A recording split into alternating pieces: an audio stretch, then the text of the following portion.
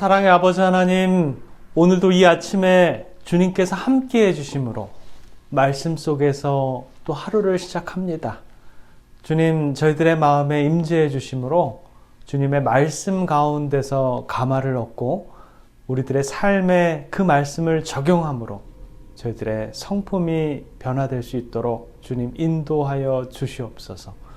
사랑의 우리 구주 예수 그리스도의 이름으로 간절히 기도드립니다. 아멘. 미주에 계신 성도 여러분, 안녕하십니까? 권세자들을 향한 선교 5번째 시간입니다. 권세자들에게는 우리 하나님께서 어떠한 선교를 해야 한다라고 말씀하시는지 한번 살펴보겠습니다. 누가복음 23장에는 권세자로 예표되는 인물 아리마대 요셉이 언급됩니다. 공회의원으로 선하고 의로운 요셉이라 하는 사람이 있으니 그는 유대인의 동네 아리마대 사람이요 하나님의 나라를 기다리는 자러니 빌라도에게 가서 예수의 시체를 달라 하여 이를 내려 세마포로 싸고 아직 사람을 장사한 일이 없는 바위에 판 무덤에 넣어두니.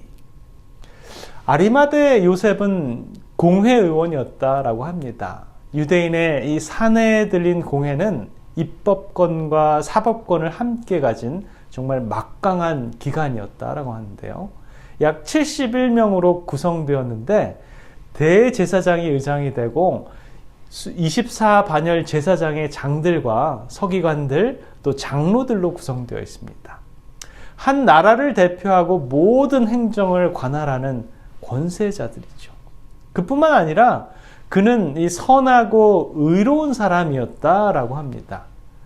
공의회의 모든 사람들이 예수님께 죄를 전가하려고 할 때 아리마대 요셉이 나서서 의롭게 예수님을 옹호하기도 했고요. 그가 빌라도에게 간구하여 예수님의 시신을 거두는 것을 허락받을 만큼 그는 그러한 큰 권세가 있었던 사람입니다. 아리마대 요셉도 니고데모도 예수님이 진정한 하나님의 아들이라는 그 확신을 들 때까지 그들은 기다렸습니다. 교훈의 말씀에 보면 이런 말씀이 있습니다. 권세 있는 자들은 사람을 돕는 진실하고 의미 있는 사역에 함께하기를 원한다. 이 사역을 함께하는 것은 그 마음에 복음의 능력을 증거하는 기회가 된다. 여러분 혹시 노블레스 오블리즈라는 말을 아십니까? 이 말의 뜻은 고귀하게 태어난 사람은 고귀하게 행동해야 한다라는 뜻인데요. 과거 로마 제국 귀족들의 불문물이기도 했습니다. 이 로마 제국의 귀족들은 자신들의 노예와 다른 점은 단순히 신분이 다르다는 게 아니라 사회적인 의무를 실천할 수 있다라는 사실이라고 생각했습니다. 노블레스 오블리주를 실천한다라는 자부심을 갖고 살아갔는데요. 14세기 백년 전쟁 당시 이 프랑스의 도시 칼레는 이 영국군에게 포위를 당하게 됩니다. 1347년 이 칼레라는 동네는 이 영국의 거센 공격을 막아내지만 더 이상 원병을 기대할 수 없는, 그래서 결국 항복을 하게 됩니다. 후에 영국 왕 에드워드 3세에게 자비를 구하는 이 칼레시의 항복 사절단이 파견됩니다. 늘 이 전쟁이 끝나게 되면 그냥 지나가는 것이 아니라 그 전쟁에 대한 보상이 있기 마련인데요. 점령자 영국은 이런 말을 합니다. 모든 시민의 생명을 보장하는 조건으로 누군가가 그동안의 반항에 대한 책임을 져야 한다라고 하면서 이 도시의 대표 6명이 목을 매 처형을 받아야 한다라고 이렇게 얘기합니다. 칼레 시민들은 혼란에 처했고 누가 처형을 당하게 돼야 되는지를 의논하게 됩니다. 모두가 이 머뭇거리는 상황에서 칼레시에서 가장 부자인 웨스타스 드 생피에르라는 그 사람이 처형을 자청하였고요. 이어서 시장, 상인, 법률가 등의 이 귀족들도 처형에 동참하게 됩니다. 백성들의 목숨을 귀족들, 자본가들, 부자들이 스스로 희생에 자처한 것이지요. 그들은 다음날 처형을 받기 위해 교수대에 모였습니다. 그러나 임신한 왕비의 간청을 들은 영국왕 에드워드 3세는 죽음을 자처했던 시민 6명의 희생정신에 감복하여서 그들을 살려주게 됩니다. 이 이야기는 역사가에 의해서 기록되었고 높은 신분에 따른 이 도덕적인 의무인 노블리스 오블리주의 이 성징이 되었다라고 합니다. 권세가 있다라는 것은 그 많은 사람들을 대표한다라는 것입니다. 노블레스 오블리주의 정신은 사람들을 착취하는 것이 아니라 사람들 대신에 희생을 한다라는 그런 의미인 것입니다. 남들보다 권세가 있다라는 것은 남들 위해 군림해서 그들을 착취하고 억압하는 것이 아니라 그들을 대표해서 헌신하고 희생하는 것을 말하는 것이죠.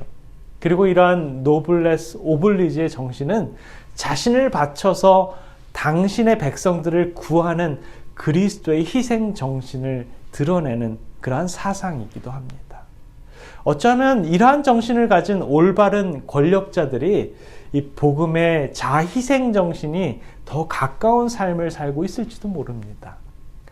권력자들도 가난한 자들과 소외받은 자들에게도 필요한 예수님이 그들에게도 똑같이 필요한 것입니다. 이들을 하나님께로 인도하기 위한 방법들은 어떤 것이 있을까요? 교과에서는 아주 좋은 방법을 우리들에게 소개합니다. 힘 있는 자들은 그들의 힘을 사용하여 사역을 함께 하길 원한다라고 합니다. 사람들의 삶을 변화시키는 선한 일에 그들이 동참할 때 그들과 자연스럽게 만날 수 있다라고 이렇게 얘기합니다. 그렇다면 그들을 만나고 선교하기 위해서 삶을 변화시키는 선한 일들을 하는 통로가 되는 일들을 저와 여러분들이 할 때 그러한 일들이 가능하게 된다라는 것입니다. 우리가 기도하면서 그러한 일을 하는 것을 준비하는 것이 우리 주님을 기쁘시게 하는 일임이 분명한 것입니다. 제가 대총회 주위에서 목회를 할 때 기회가 있어서 대총회 이 필란트로피 서비스를 이제 좀 공부를 하게 되었는데요. 이 필란트로피 서비스가 뭐냐면 구호 봉사에 대한 그런 교육을 받는 것이었습니다. 강의 중에 이 남들을 도와주기 위해서 이 자금을 마련할 때 가장 중요한 포인트에 대해서 배우게 되었습니다. 부자든 권세자이든 위정자이든 어떤 사람들이든 그들과 함께 만나고 교제하고 그들과 협력할 때 두려워하지 말고 기도하고 그들의 문을 두드리라는 것입니다. 그들에게 요청하라는 것입니다. 우리가 선한 일의 통로가 될 때 하나님께서 그들과 함께 하심으로 그들과 분명히 우리들과 그들이 협력하면서 분명히 이 선한 일을 더 많이 하게 되는 그러한 길이 열리게 될 것입니다. 오늘을 살아가는 저와 여러분들의 삶이 그러한 선한 일의 통로가 되시는 그러한 것을 위해서 기도하고 준비하시는 저와 여러분들이 되시길 바라면서 말씀을 드리겠습니다. 기도하겠습니다. 사랑의 아버지 하나님, 오늘은 권세자들을 향한 선교에 대해서 살펴보았습니다. 권세자들은 어떤 사람이며 그들은 어떤 정신을 가지고 있고 또 어떻게 그들과 협력하는지에 대해서 우리가 살펴보았습니다. 아버지, 권세자들이 노블레스 오블리지의 정신으로 봉사하고 선한 일에 협력할 것을 우리는 압니다. 아버지, 우리가 선한 일의 통로가 되어서 부자들과 권세자들과 협력하는 저희들 다 될 수 있도록 주님 그 길을 열어주시옵소서. 오늘도 주님과 동행하는 주님의 백성들의 삶에 축복해 주시고 저희들의 삶을 인도하여 주시옵소서. 사랑의 우리 구주 예수 그리스도의 이름으로 간절히 기도드립니다. 아멘.